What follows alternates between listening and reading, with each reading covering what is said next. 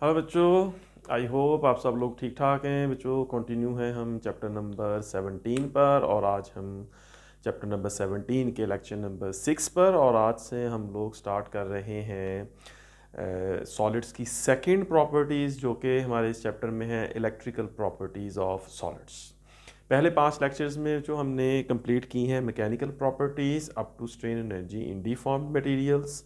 आज से हम लोग चैप्टर मतलब लेक्चर नंबर 6 से हम लोग इलेक्ट्रिकल प्रॉपर्टीज़ जो है वो स्टार्ट करेंगे, और तकरीबन 2 से 3 लेक्चर्स में हम लोग इलेक्ट्रिकल प्रॉपर्टीज़ जो हैं इनको कवर करेंगे। इलेक्ट्रिकल प्रॉपर्टीज़ पे थोड़ी सी बात करेंगे, और जो इस इलेक्ट्रिकल प्रॉपर्टीज़ के जो पहला इसमें टॉपिक है हमारा, जो कि बड़ा इंपॉर्टेंट टॉपिक है इलेक्ट्रिकल प्रॉपर्टीज़ के हवाले से, वो है एनर्जी बैंड थ्योरी।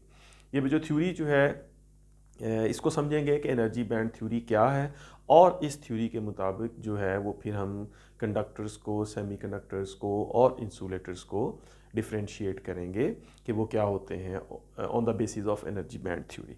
तो बच्चों हम स्टार्ट करते हैं हमारा आज का लेक्चर नंबर 6। आप लोग अपनी टेक्स्ट बुक्स, हैंड बुक या आपके पास जो पेपर्स हैं उनको जो है वो रेडी करें, क्योंकि आप लोगों ने इस लेक्चर में से बहुत सारे पॉइंट्स को नोट करना है। और इसमें एमसीक्यूज़ भी हैं, इसमें हमारे पास शॉर्ट क्वेश्चंस भी हैं, और लॉन्ग क्वेश्चन के तौर पे एनर्जी बैंड थ्योरी बड़ा इंपॉर्टेंट क्वेश्चन ऑलरेडी हमारे पास है।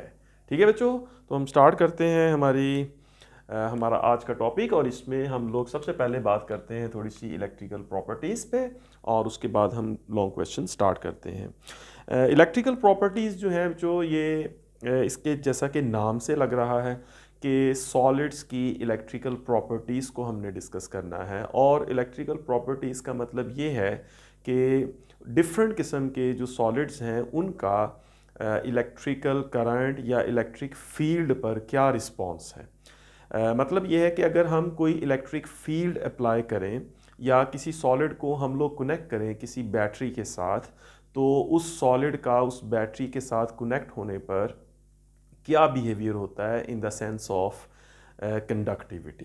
कितना करंट किसी सॉलिड में फ्लो कर सकता है अगर हम किसी सॉलिड को किसी बैटरी के दोनों एंड्स के साथ कनेक्ट करते हैं। फॉर एग्जांपल बच्चों कि अगर हम एक सॉलिड लेते हैं जो कि कॉपर है, और उसको हम किसी बैटरी के दो एंड्स के साथ कनेक्ट करते हैं, तो हम ये देखते हैं कि उसमें बड़ा ही अच्छा करंट फ्लो करता है।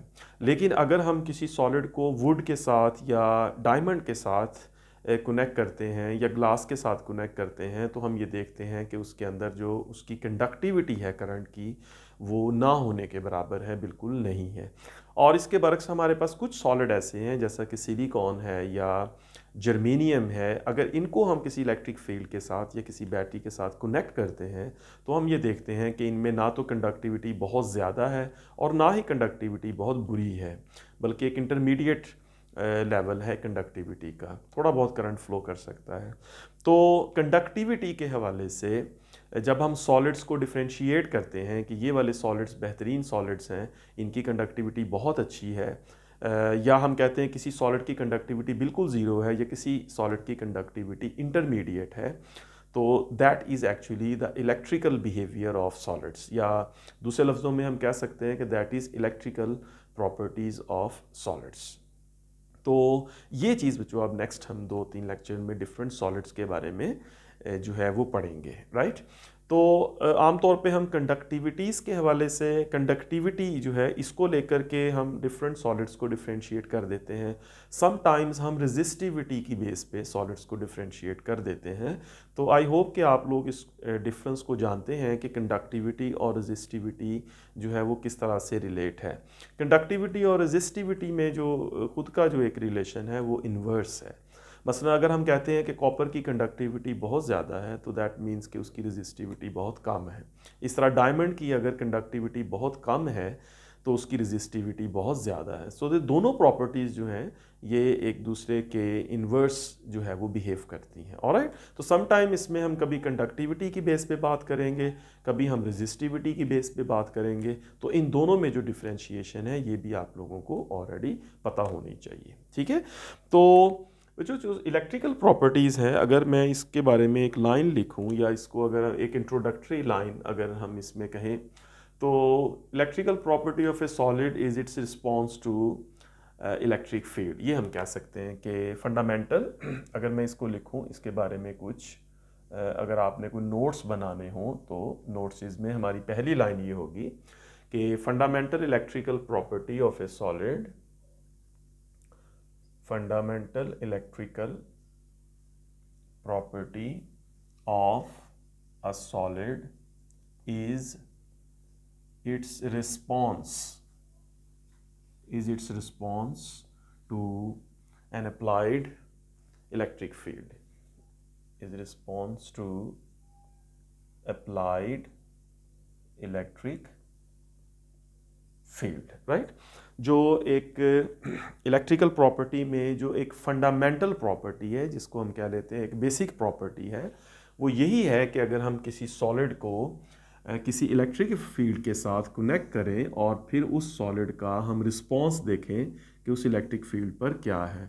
जैसा कि फ़र्ज़ करें ये हमारे पास एक सॉलिड मटेरियल है, वट एवर इट इज़, और जब हम इसके दोनों एंड्स को एक इलेक्ट्रिक फील्ड के साथ कनेक्ट करेंगे, एक पोटेंशियल डिफरेंस एक ईएमएफ के साथ कनेक्ट करेंगे, तो इस कंडक्टर के दोनों एंड्स के बीच में एक इलेक्ट्रिक फील्ड इस्टेब्लिश होगा। और इस इलेक्ट्रिक फील्ड के इस्टेब्लिश होने पर इस कंडक्टर में जो इसमें कंडक्टिविटी है इस कंडक्टर की या फ्लो ऑफ करंट है, उसका क्या रिस्पॉन्स है इस इलेक्ट्रिक फील्ड पर, that is actually the electrical properties of this solid. अब ये जो सॉलिड है इसको रिप्लेस करें डिफरेंट सॉलिड से, कॉपर से, सिल्वर से, एल्युमिनियम से, डायमंड से, या सिलिकॉन से, या जर्मेनियम से, इस तरह डिफरेंट, और देखें कि इस गिवन ईएमएफ पे उसका क्या रिस्पॉन्स आता है कंडक्टिविटी का। So that response will be the electrical properties of that solid. तो इलेक्ट्रिकल प्रॉपर्टीज़ में हम सॉलिड्स की कंडक्टिविटी या उनकी रेजिस्टिविटी इसी को मेजर करते हैं और इसी की बेस पर हम एक सॉलिड को दूसरे सॉलिड से डिफरेंशिएट करते हैं। ऑलराइट, तो ये जो हमारे पास इलेक्ट्रिकल प्रॉपर्टीज़ ऑफ सॉलिड की बेस है। आमतौर पे इलेक्ट्रिकल प्रॉपर्टीज़ की बेस पे सॉलिड्स को हम लोग 3 कैटेगरीज़ में डिवाइड करते हैं, राइट, डिफरेंट कैटेगरीज़ में डिवाइड करते हैं, जिसमें एक सबसे अच्छी जो सबसे पहले एक कैटेगरी है जो उसको हम कंडक्टर्स कहते हैं, राइट। जो कंडक्टर्स हैं ये सॉलिड्स हैं और ये वो सॉलिड्स हैं जिनकी कंडक्टिविटी बहुत ज़्यादा होती है, राइट, या इनकी रेजिस्टिविटी बहुत कम होती है। तो एक नंबर मतलब हम याद रखते हैं कि इज़ ऑलमोस्ट जो कंडक्टर्स की कंडक्टिविटीज़ हैं दैट आर 10⁻⁷ पर ओम मीटर।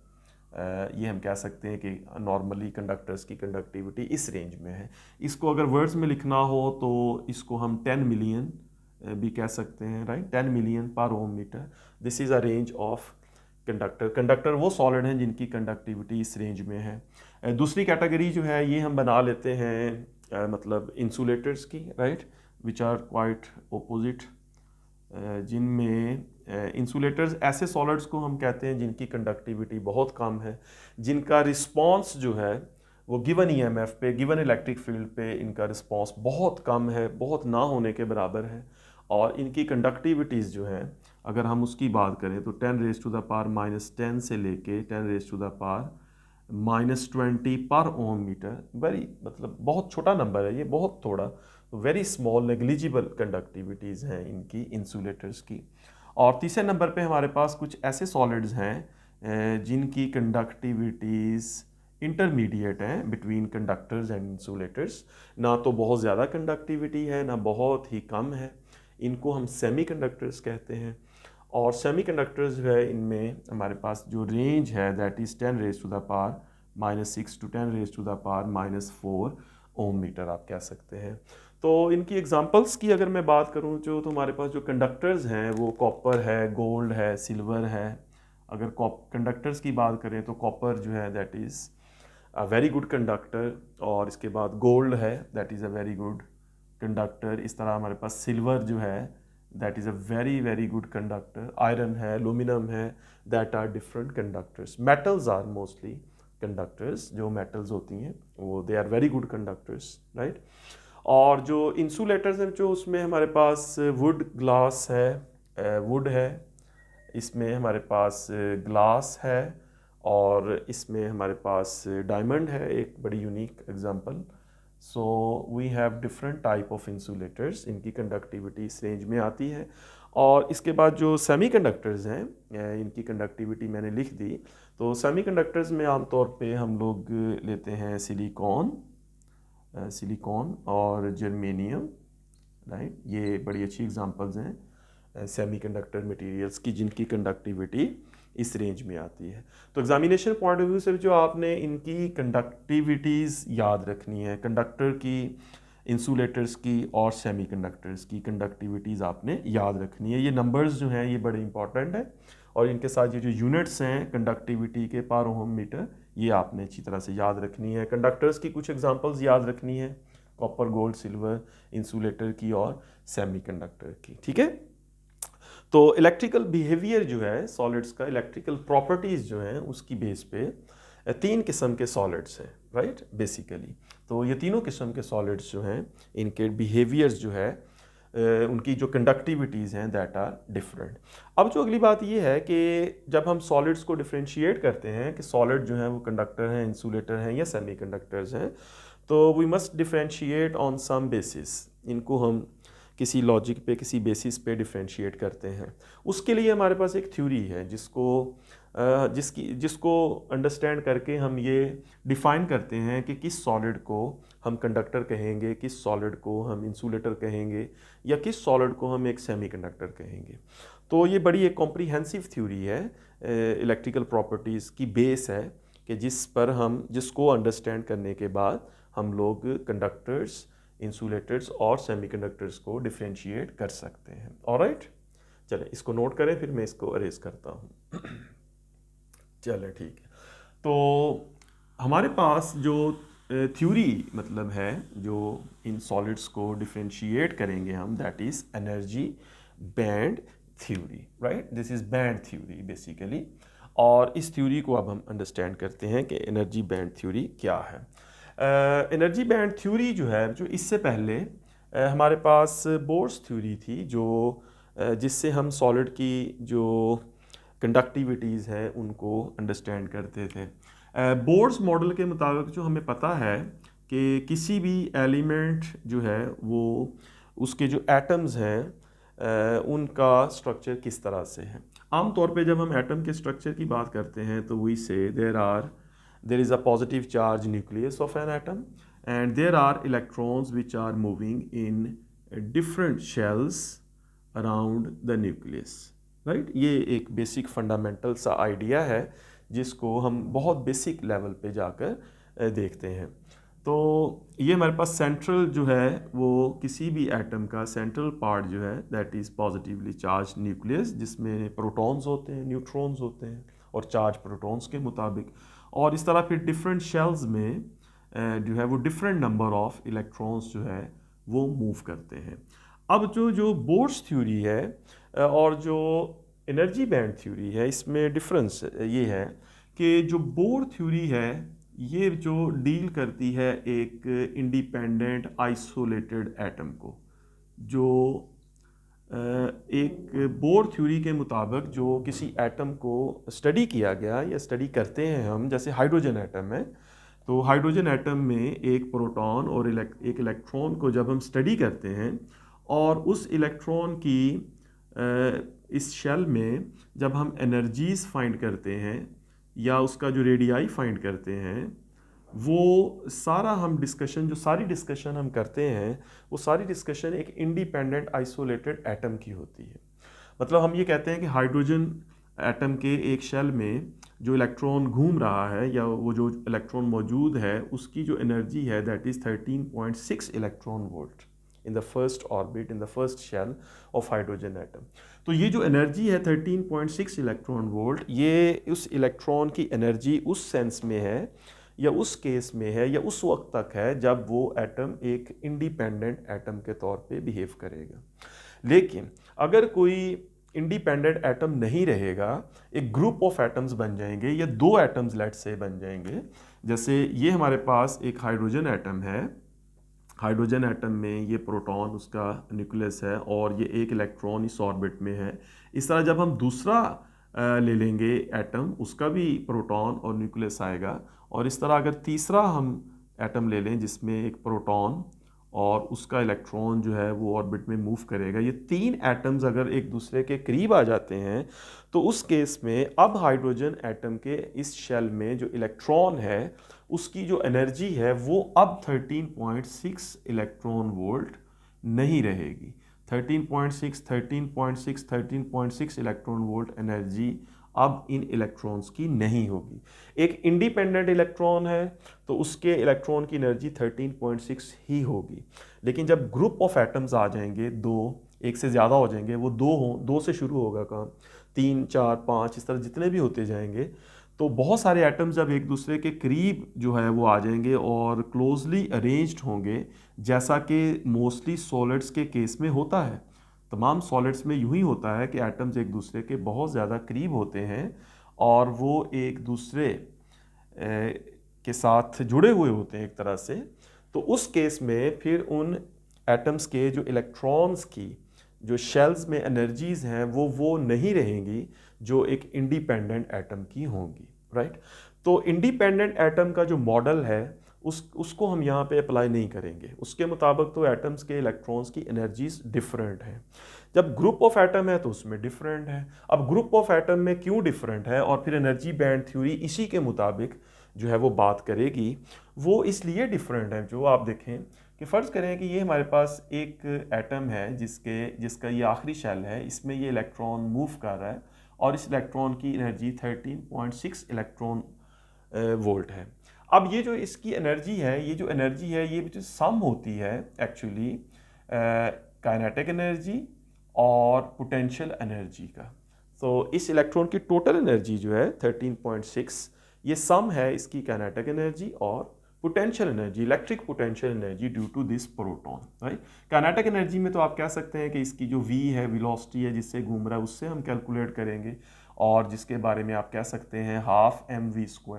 काइनेटिक एनर्जी जो है वो हम कैलकुलेट करते हैं ke²/r से, राइट। इलेक्ट्रिक पोटेंशियल एनर्जी मतलब इलेक्ट्रिक पोटेंशियल एनर्जी का जो हमारे पास फॉर्मूला होता है which is electric potential energy which is equals to ke/r multiplies E, यानी वो होता है V times E, electric potential times E। Electric potential होता है ke/r, ये एक फॉर्मूला है just for the time. Electric potential energy calculate होती है ke/r, मतलब इलेक्ट्रिक पोटेंशियल एनर्जी की कैलकुलेशन में इस प्रोटॉन का, ये पॉजिटिव न्यूक्लियस का बड़ा रोल होता है। इस पॉजिटिव न्यूक्लियस या प्रोटॉन की वजह से इस इलेक्ट्रॉन की पोटेंशियल एनर्जी बनती है।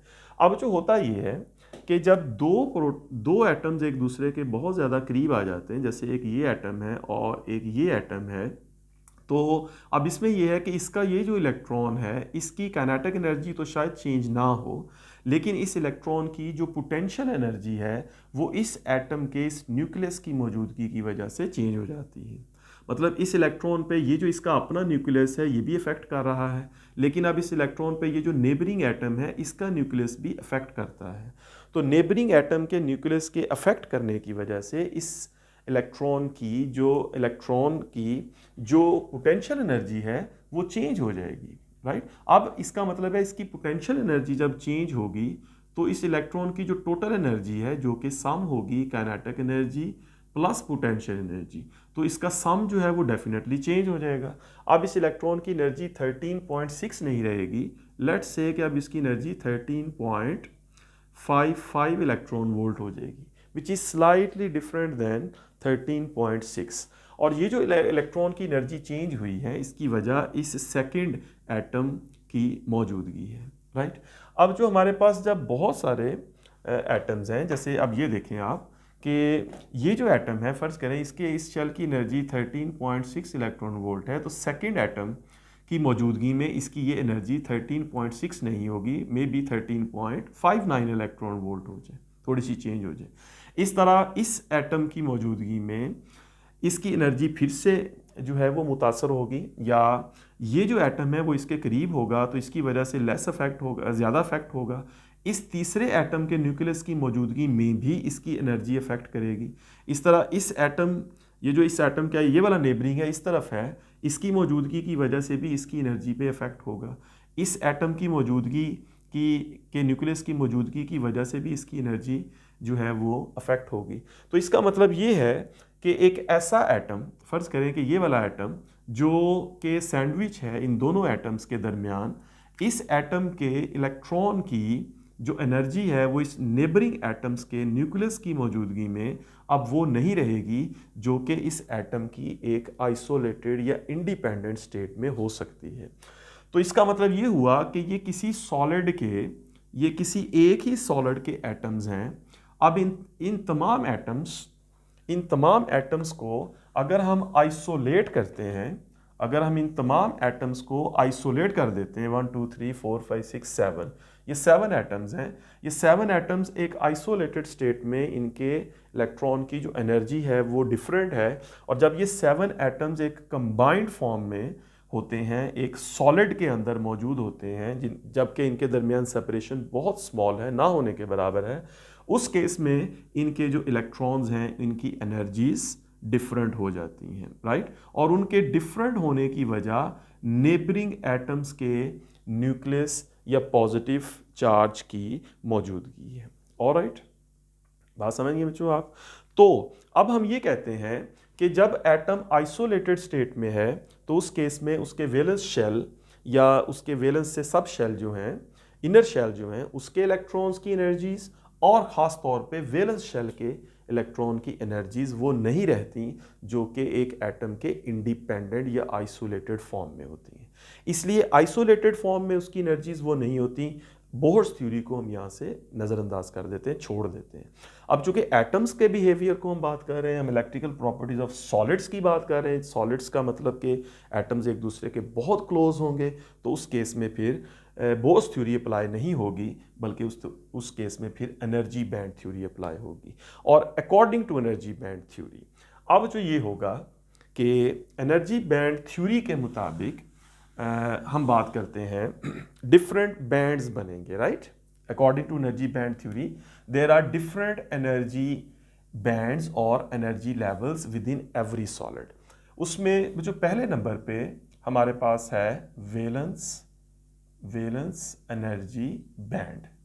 अब वैलेंस एनर्जी बैंड जो है एनर्जी बैंड थ्योरी के मुताबिक, वैलेंस एनर्जी बैंड जो एक ऐसा एनर्जी बैंड है और ये एक कॉन्टिन्यूस एनर्जी बैंड होगा। इसको हम कहेंगे ये एक कॉन्टिन्यूस एनर्जी बैंड होगा। और इस एनर्जी बैंड के अंदर वैलेंस शेल में मौजूद इलेक्ट्रॉन्स की एनर्जी लेवल्स बनेंगे, राइट। मतलब इसमें फ़र्ज़ करें कि ये हमारे पास वैलेंस शेल है और किसी एटम के वैलेंस शेल में एक इलेक्ट्रॉन है, ये कोई मेटल है लेट्स से, तो इसके वैलेंस शेल की एनर्जी अगर 13.6 इलेक्ट्रॉन वोल्ट है, तो वैलेंस एनर्जी बैंड का मतलब है कि इन सब एटम्स के वैलेंस शेल की एनर्जी 13.6 नहीं होगी, बल्कि ये एक बैंड बनेगा जिसमें जो इसके एनर्जी लेवल्स हैं वो 13.6, 13.59, 13.58, इस तरह 13.61, इस तरह 13.62 या 13.57 इलेक्ट्रॉन वोल्ट्स हैं, राइट। तो ये जितने भी इलेक्ट्रॉन्स होंगे वैलेंस शेल में किसी एटम के, उन तमाम वैलेंस शेल के इलेक्ट्रॉन्स की एनर्जीज एक जैसी नहीं रहेंगी। इस एटम के वैलेंस शेल की एनर्जी और होगी, इस एटम के वैलेंस शेल की एनर्जी और होगी, इस तीसरे एटम के वैलेंस शेल की एनर्जी और होगी, चौथे एटम के वैलेंस शेल की एनर्जी और होगी, इस तरह पाँचवें, छठे, सातवें, बल्कि जितने भी हैं, अगर 7 मिलियन एटम्स हैं तो 7 मिलियन एटम्स के वैलेंस शेल की एनर्जीज स्लाइटली डिफरेंट होगी एक दूसरे से। तो हमारे पास ये एक ऐसा कॉन्टिन्यूस एनर्जी बैंड बनेगा, ऐसा कॉन्टिन्यूस एनर्जी बैंड बनेगा जिसमें हमारे पास बहुत सारी एनर्जी लेवल्स होंगे, राइट। लेकिन ये एनर्जी लेवल्स जो है वो एक दूसरे के बहुत क्लोज होंगे, जो कि एक स्टैंडर्ड वैल्यू के अबाउट होंगे। अगर उसकी स्टैंडर्ड आइसोलेटेड एटम की एनर्जी 13.6 है तो कॉन्टिन्यूस एनर्जी बैंड में उसकी एनर्जी 13.6 से स्लाइटली लेस या स्लाइटली ज़्यादा जो है वो आप कह सकते हैं होगी। और यूनिक वैल्यूज़ होंगी, ये सारी डिफरेंट वैल्यूज़ होंगी। किसी दो एटम्स की एनर्जी, वैलेंस शेल की एनर्जी एक जैसी नहीं होगी, क्योंकि हर एटम की जो पोजीशन है सॉलिड के अंदर वो डिफरेंट है। किसी एटम से राइट एक एटम है और लेफ्ट पे एक एटम है। अगर इस एटम को देखें तो इसके राइट पर एक, लेफ्ट पर एक। अगर इस एटम को देखें, इसके राइट पे दो हैं, लेफ्ट पे कोई नहीं है। इस एटम के नीचे दो हैं, ऊपर कोई एटम्स दो नहीं है। इस एटम के लेफ्ट पे दो हैं, ऊपर दो हैं, राइट पे एक है, इस तरह नीचे कोई नहीं है। तो हर एटम की पोजीशन जो है वो सॉलिड के अंदर डिफरेंट है। तो इसकी वजह से हर एटम के जो इलेक्ट्रॉन है उस पर जो नेबरिंग न्यूक्लियसेस हैं उसका इफेक्ट डिफरेंट होगा, जिसकी वजह से उसके एनर्जी लेवल्स डिफरेंट होंगे। तो यही बात है कि किसी भी सॉलिड के जो एटम्स हैं उनके वैलेंस शेल के जो इलेक्ट्रॉन्स हैं उनकी एनर्जीज आइसोलेटेड फॉर्म में और हैं, लेकिन जब वो कंबाइंड हैं, एक दूसरे के बहुत करीब हैं, तो उनकी एनर्जीज डिफरेंट हैं और वो एक डिफरेंट एनर्जी लेवल्स जो है वो बनाती हैं, जिसको हम कहते हैं continuous energy band, right. Continuous energy level. अब जो किसी भी जैसे मैंने पहले लिखा, पहले नंबर पे मैं लिखा वैलेंस एनर्जी बैंड। तो वैलेंस एनर्जी बैंड जो है that is an energy level which is a continuous energy band that consists of the energies of valence shell electrons, right? जो valence shell electrons होंगे उनकी जो एनर्जीज बनेगी इस तरह से, उन तमाम एनर्जीज पर मुश्तमिल जो बैंड बनेगा उस बैंड को हम कहेंगे वैलेंस एनर्जी बैंड। ठीक है बच्चों, ये बात आप लोगों को समझ आ गई। तो वैलेंस एनर्जी बैंड इटसेल्फ एक बैंड होगा और उस एक बैंड के अंदर एक कॉन्टिन्यूस एनर्जी लेवल्स बनेंगे जो कि एक दूसरे से डिफरेंट होंगे। ऑलराइट, इस तरह बच्चों दूसरा जो एक बैंड है according to energy band theory, एक दूसरा बैंड है जिसको हम डिफाइन करते हैं और उसको हम कहते हैं कंडक्शन एनर्जी बैंड। जो कंडक्शन एनर्जी बैंड है, जैसा कि नाम से जाहिर है, इसमें ऐसे तमाम इलेक्ट्रॉन्स के एनर्जी लेवल्स आएंगे जो वैलेंस शेल से निकल जाएंगे और वो फ्री हो जाएंगे, जैसा कि बच्चों मेटल्स में होता है। तो मेटल्स में ये होगा कि मेटल्स के अंदर, किसी भी कंडक्टर के अंदर ऐसे बहुत सारे इलेक्ट्रॉन्स होते हैं जो मेटल्स में उसके एटम से फ्री हो जाते हैं, राइट। जैसा कि कॉपर है, सिल्वर है, इनके आखिरी शेल में एक इलेक्ट्रॉन है, तो रूम टेम्परेचर पे वो एक इलेक्ट्रॉन वैलेंस शेल से निकल कर फ्री हो जाता है और वो मौजूद तो उसी के अंदर रहता तो मेटल के अंदर है, और लेकिन वो फ्री हो जाता है। तो उन इलेक्ट्रॉन्स पर भी, उन इलेक्ट्रॉन्स की भी बहुत सारी डिफरेंट एनर्जीज होंगी। ये जो फ्री इलेक्ट्रॉन्स होंगे जो किसी डिफरेंट कॉपर के या किसी भी मेटल के आखिरी वैलेंस शेल में से निकल कर फ्री हो जाएंगे, तो all these free electrons will have energies which may be slightly different from each other. तो इनकी एनर्जीज भी एक दूसरे से डिफरेंट होंगी। तो ये भी एक्चुअली हमारे पास एक कॉन्टीन्यूअस एनर्जी बैंड बनेगा और इस एनर्जी बैंड में भी बहुत सारी एनर्जीज होंगी और ये वो एनर्जीज होंगी जो फ्री इलेक्ट्रॉन्स की होंगी। कुछ फ्री इलेक्ट्रॉन्स, किसी एक फ्री इलेक्ट्रॉन की एनर्जी कम है, किसी की उससे ज़्यादा, तीसरे की उससे ज़्यादा, चौथे की उससे थोड़ी सी ज़्यादा, स्लाइटली डिफरेंट। तो ये कॉन्टीन्यूअस एनर्जी बैंड होगा, ये कंडक्शन एनर्जी बैंड होगा। ऑलराइट, तो ये दो एनर्जी बैंड्स हो गए, एक वैलेंस एनर्जी बैंड और दूसरा कंडक्शन एनर्जी बैंड। आमतौर पे वैलेंस एनर्जी बैंड से जो इनर शेल्स होते हैं, जो वैलेंस से इनर होते हैं, उनके इलेक्ट्रॉन्स की भी एनर्जी स्लाइटली डिफरेंट होती है, राइट। लेकिन चूंकि वो कंडक्शन के प्रोसेस में नहीं आते, इसलिए उनको हम यहाँ पे डिस्कस नहीं कर रहे। हम सिर्फ डिस्कस करते हैं वैलेंस एनर्जी बैंड को और उसके बाद कंडक्शन एनर्जी बैंड को, क्योंकि जो कंडक्शन का प्रोसेस है उसमें कंडक्शन एनर्जी बैंड होता है और कंडक्शन एनर्जी बैंड में जो इलेक्ट्रॉन्स आते हैं वो वैलेंस एनर्जी बैंड से आते हैं। ठीक है, तो इनर शेल को हम यहाँ पे डिस्कस नहीं कर रहे। तीसरी बात, जो तीसरा एक और बैंड है according to energy band theory, there is a difference between valence energy band and conduction energy band. ये दोनों बैंड्स का जो एनर्जी डिफरेंस है, the energy difference of these two bands, valence energy band and conduction energy band, that is called forbidden energy gap।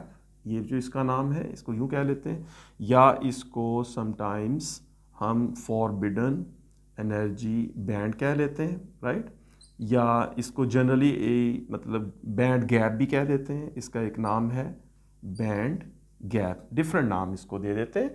और ये जो band gap है या फॉरबिडन एनर्जी बैंड है, ये बेसिकली इन दोनों एनर्जी बैंड्स का डिफरेंस है। तो वैलेंस एनर्जी बैंड और कंडक्शन एनर्जी बैंड दोनों का डिफरेंस जो है that is called forbidden energy gap और फॉरबिडन एनर्जी बैंड। तो अब जो तीनों बैंड्स को समझने के बाद हम डिफाइन कर सकते हैं कि इंसुलेटर्स क्या हैं और कंडक्टर्स क्या हैं और सेमीकंडक्टर्स क्या हैं। तो on the basis of energy bands हम लोग सबसे पहले बात करते हैं इंसुलेटर्स की। तो अगर जो हम इंसुलेटर्स की बात करें और एनर्जी बैंड के मुताबिक हम इनको बताने की कोशिश करें, तो जो इंसुलेटर्स जो है ये ऐसे सॉलिड्स होते हैं जिनके कंडक्शन बैंड एम्प्टी होंगे डेफिनेटली, ठीक है जी। जैसे आप देखें, आप इंसुलेटर्स में जो है वो कंडक्शन बैंड एम्प्टी होता है, राइट। इनमें कोई कंडक्शन बैंड, एम्प्टी का मतलब है कि कोई फ्री इलेक्ट्रॉन नहीं होगा इनमें, राइट। नो फ्री इलेक्ट्रॉन जो कि कंडक्शन के काम आ सके। और कंडक्शन बैंड इनका एम्प्टी है। वेलेंस बैंड जो है इनका हम कह सकते हैं कि वेलेंस बैंड जो है that is field, right. So valence band is completely field, हम कह सकते हैं। फुल वेलेंस बैंड कह सकते हैं is completely field, which means के इसमें कोई इलेक्ट्रॉन कंडक्शन बैंड में नहीं गया। और तीसरी बात इंसुलेटर्स में ये है जो कि लार्ज एनर्जी गैप, ये हम कह सकते हैं। तो इंसुलेटर्स वो तमाम सॉलिड्स होंगे जिनके अंदर ये वाली प्रॉपर्टीज़ होंगी according to energy band theory. मतलब इंसुलेटर्स में कंडक्शन एनर्जी बैंड एम्प्टी है, वेलेंस एनर्जी बैंड फील्ड है, लार्ज एनर्जी गैप है। अगर जो मैं इंसुलेटर की आपको कोई एग्जांपल दूं, तो इंसुलेटर की एग्जांपल्स में हमारे पास हम ले सकते हैं डायमंड की एग्जांपल ले सकते हैं, राइट। तो डायमंड जो है दैट इज़ एन इंसुलेटर। और डायमंड में जो अगर हम बात करें तो इसका जो गैप होता है that is almost 5.47 electron volt. यानी डायमंड में इसका जो कंडक्शन बैंड है वो बिल्कुल एम्प्टी है, कोई फ्री इलेक्ट्रॉन नहीं है। वेलेंस बैंड जो है इसका वो कम्प्लीटली फील्ड है। और इसका जो गैप है दैट इज़ लार्ज।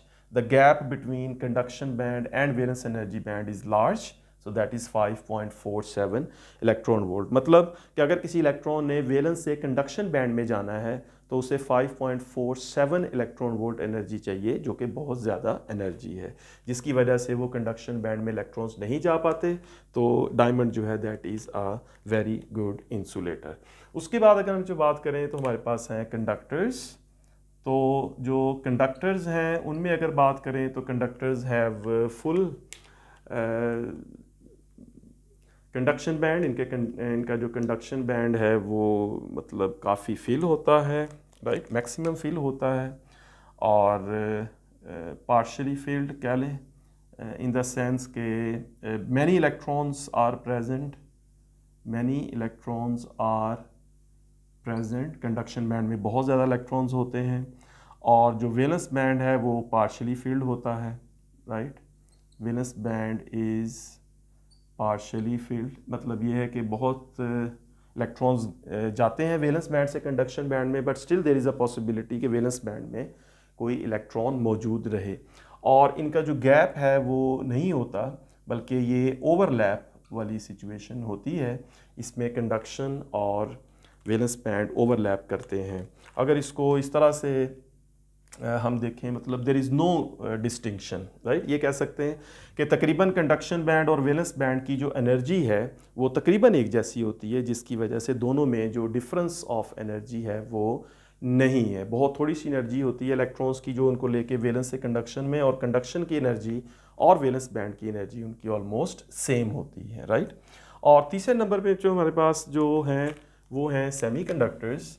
तो अगर हम सेमीकंडक्टर्स की बात करें तो सेमीकंडक्टर्स में जो हमारे पास हैं ऐसे मटेरियल्स जिनमें पार्शली फील्ड होता है जी। Partially filled conduction band, partially filled conduction band होगा इसमें। और उसके बाद valence band is partially filled, valence band is partially filled, right। और gap is small, number 3 gap is small, ये आप कह सकते हैं, very narrow स्मॉल कहें या उसको हम नैरो गैप जो है ये कह सकते हैं।